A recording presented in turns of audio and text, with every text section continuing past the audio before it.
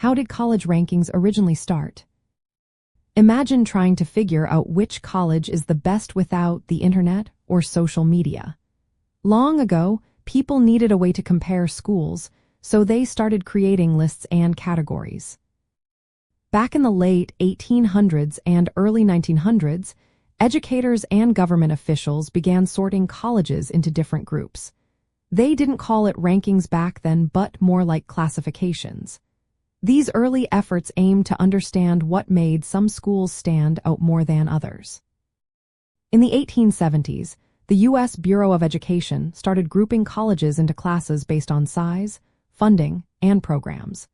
They didn't rank them but made it easier for students and families to see which schools fit their needs. Then, in the early 1900s, scholars like James McKeen Cattell looked at faculty achievements. Cattell's 1910 report listed universities based on the reputation and scientific strength of their faculty. It was one of the first attempts to measure academic quality systematically.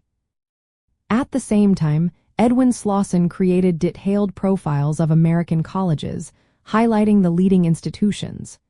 These early lists were based on reputation surveys, faculty accomplishments, and graduate success.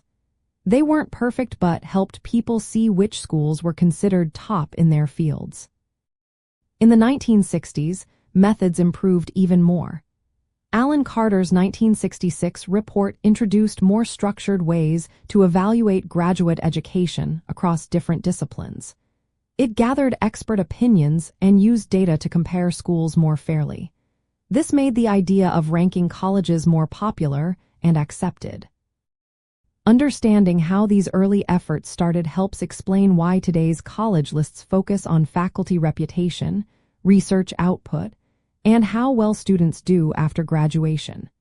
These lists were created to help students and families choose schools, and that purpose still influences how college research is done today. For students preparing for college, knowing where a school stands can help decide which colleges to target. It can also guide test prep and application strategies. But remember, early rankings had their limits, so use them as one of many tools when researching colleges.